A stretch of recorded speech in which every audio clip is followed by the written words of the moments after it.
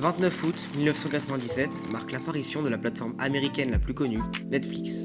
25 ans plus tard, c'est 223 millions de personnes qui contractent un abonnement chez ce géant du streaming. 2020. Le monde entier est confiné à la suite de l'apparition de la Covid-19. Toute activité s'endort. Le point commun entre ces deux dates, leur impact sur l'univers du spectacle. Théâtre, opéra et surtout cinéma ont été grandement délaissés, voire oubliés du grand public.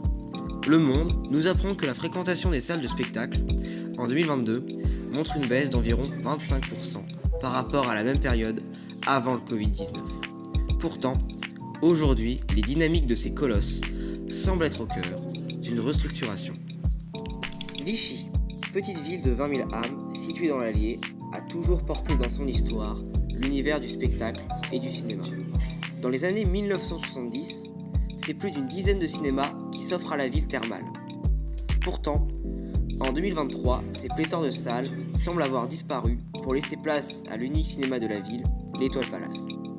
Créé en 2011, sur les ruines de l'ancien cinéma l'Élysée Palace, cet unique survivant du 7e art de la ville trône en grand vainqueur. Passé sa porte, les cris et le brouhaha incessant du centre commercial des Quatre Chemins s'estompent et nous laissent entrer dans le monde de l'imaginaire et du fictif. Au cœur de ce cinéma depuis de nombreuses années, Malika Michibi nous livre son avis sur la situation qui entoure cet art. Oui, bien sûr, on a eu un avant et un après Covid. On a eu une baisse de fréquentation. La relance a été un peu compliquée. Les gens ont peiné à revenir. Et là, c'est vrai que depuis la sortie d'Avatar, on a un petit engouement qui revient et une envie de cinéma, quoi. Donc ça fait vraiment plaisir. Là, cet hiver, tous les années, on a le Disney de Noël. Et malheureusement, cette année, le Disney de Noël est sorti sur Disney+. Donc pas de dessin animé pour Noël, donc c'est un peu triste. Les gens ont eu du mal à reprendre, se retrouver dans une salle avec 300 personnes. C'est vrai que avec toutes les contraintes qu'il y a eu, c'est vrai que moi je pense qu'il y a certaines personnes qui ont peiné à revenir.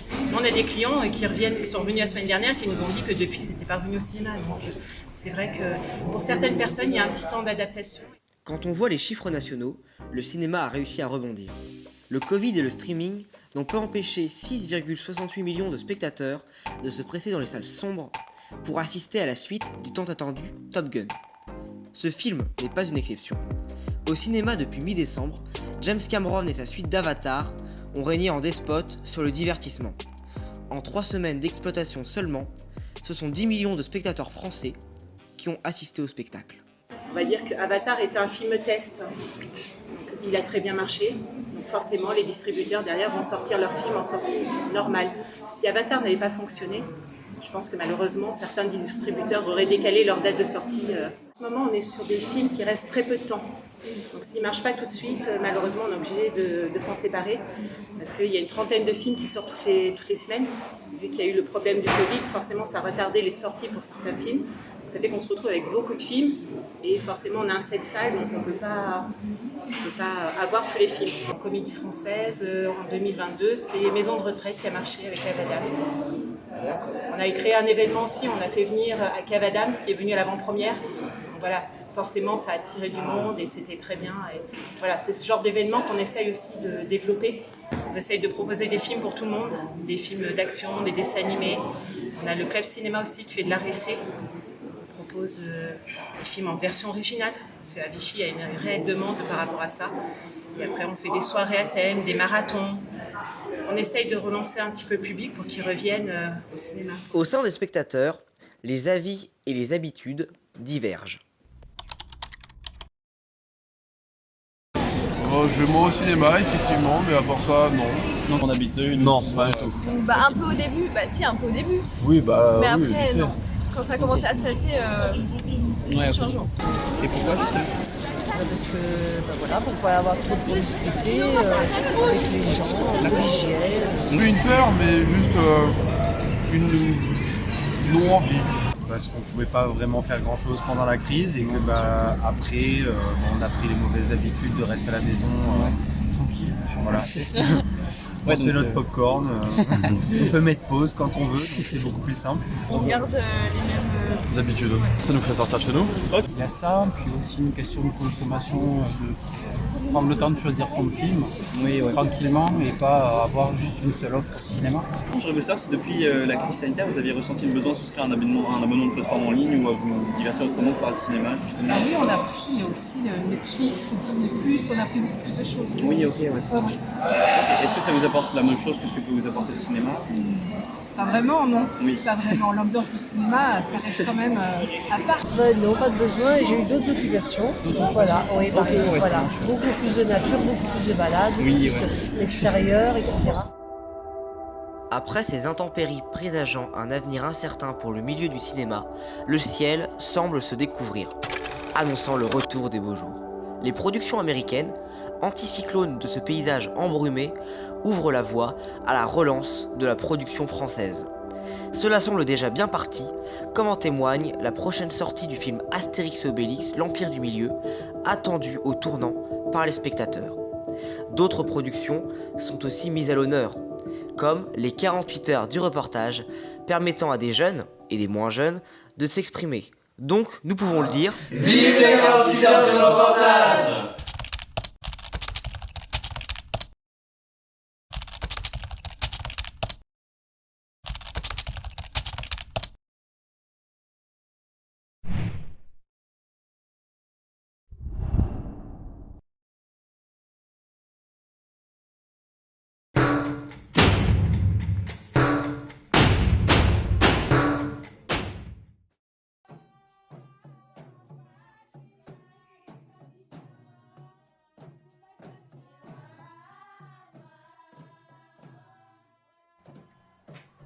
Bonjour, bienvenue à Mayotte, 101e département français.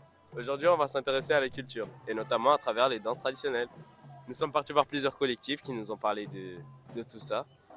On va aller découvrir tout ça alors. Allons-y!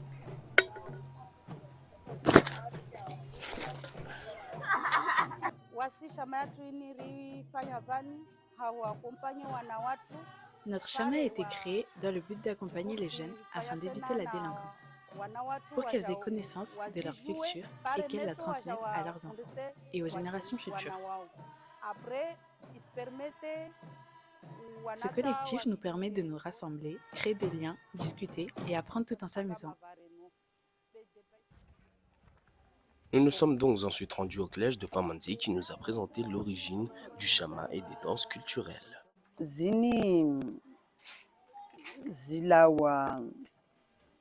Le chama nous vient d'Afrique. J'aime cette culture et je n'ai pas envie de la voir disparaître. Donc pour moi, c'est important de la transmettre aux jeunes.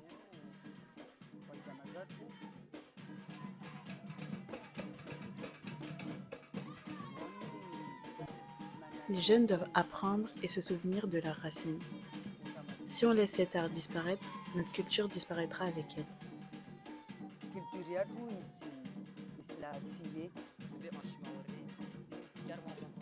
Nous avons ces sortes de maracas improvisées que l'on met aux chevilles pour rythmer nos pas et nous permettre de nous retrouver dans la danse. Nous avons ensuite ce premier tambour qui est la première percussion dirigée par le chef d'orchestre. Ensuite, nous avons la base qui nous permet de nous rythmer, de nous ambiancer et nous permettre de bien danser. Ensuite, nous avons ce qu'on nous appelle en Chimaoré le garando, qui est une sorte de batterie avec lesquelles on tape avec 2 bâtons. Nous avons appris tout cela avec notre doyenne pour faire perdurer l'art et la culture de notre jeune département et ainsi pouvoir s'en souvenir très longtemps. Moi, je suis venue au collège parce que mes cousines m'ont souvent parlé du collège. Donc moi, je me suis renseignée sur le collège et j'ai vu que c'était une association de danse traditionnelle dont on pouvait apprendre des nouveaux danses, des danses traditionnelles d'avant.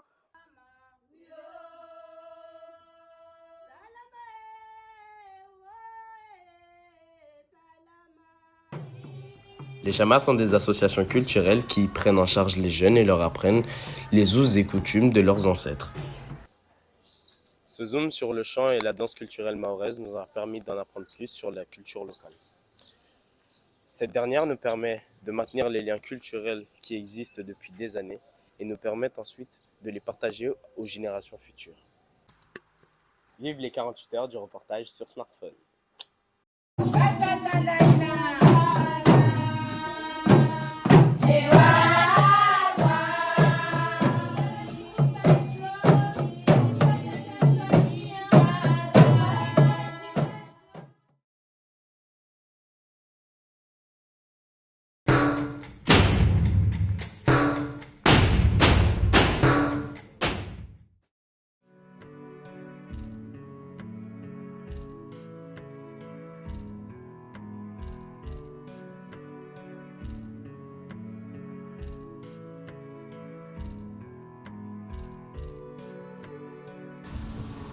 Citelles, mésanges, moineaux.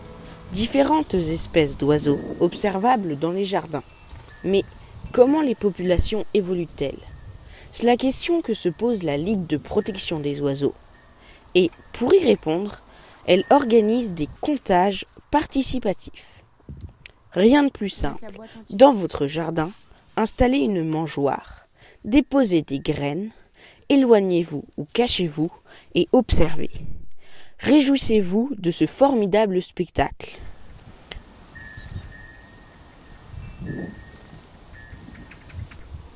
Appliquez le protocole et si besoin, n'hésitez pas à mobiliser les fiches espèces qui vous permettront d'identifier les visiteurs. Un merle noir, 2 fois, mais j'en ai vu qu'un. Enfin, j'en ai pas vu 2 en même temps, donc j'en ai mis un. Mésange bleu, une fois j'en ai vu 2 en même temps, donc j'ai mis 2 traits. Tu veux essayer?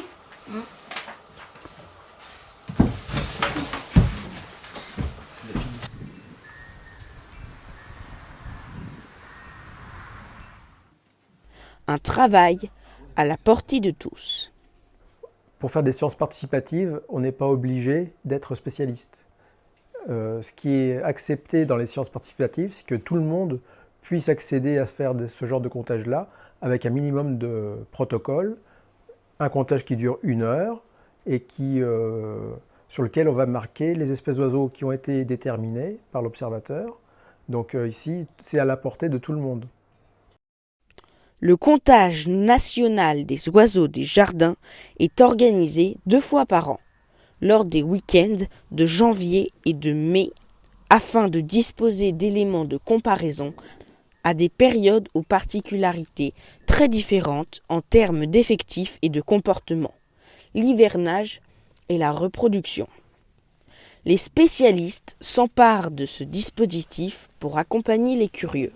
Ce que je trouve bien dans l'opération LPO de comptage d'oiseaux aujourd'hui, c'est que ça permet de sensibiliser un maximum de citoyens en France autour d'une même activité et de responsabiliser les gens, de leur faire préférer un jardin avec de la biodiversité, des recoins, des caches pour les oiseaux, pour la nature, pour la biodiversité en général, quoi.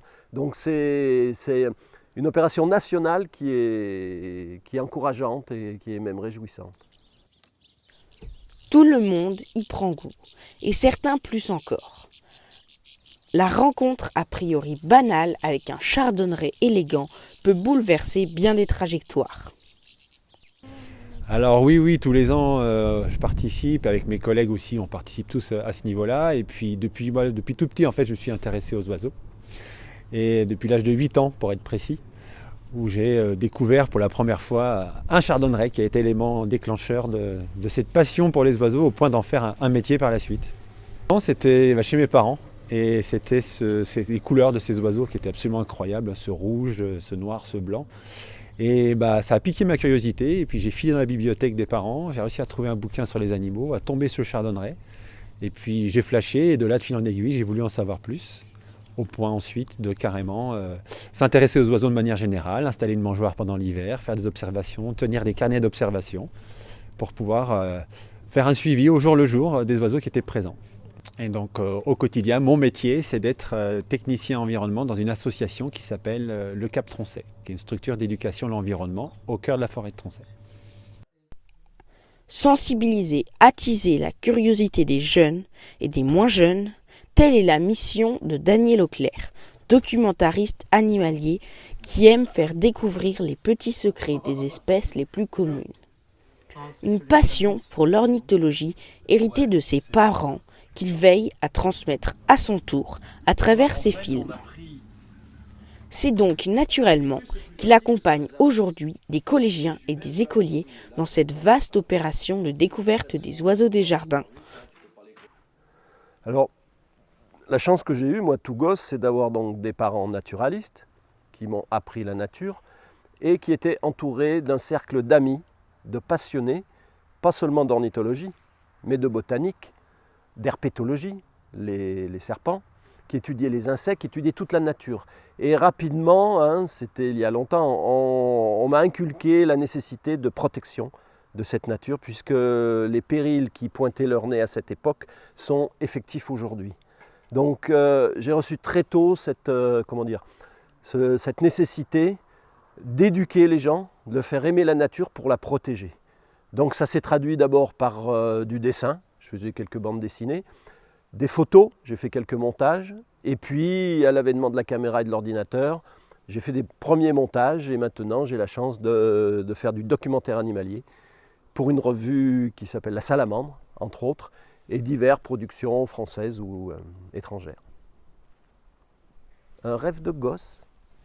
Compte rendu des observations, nous avons observé 3 merles noirs en simultané, 3 mésanges bleus, 2 mésanges charbonnières, 3 pinsons des arbres, mais aussi une corneille et une citelle torche-peau. Alors l'idée est d'une part de faire connaître, de faire connaître les espèces qui sont les plus communes dans les jardins. Et puis deuxièmement, à une échelle un peu plus vaste que notre jardin, d'avoir une certaine idée sur l'évolution des populations d'oiseaux à l'échelle de la France. Par exemple, dans le sud de la France, certaines espèces qui étaient communes il y a une vingtaine d'années ne le sont plus du tout maintenant. Et ça permet de se rendre compte là. Au final, le comptage des oiseaux des jardins, ce sont des données pour les scientifiques. Ce sont aussi des connaissances pour les participants d'un jour, de l'amour pour les passionnés qu'ils deviendront et de la protection garantie pour ces êtres qui nous font rêver. Un 4e verbe est donc invité à rejoindre le fameux triptyque compter, connaître, aimer, protéger.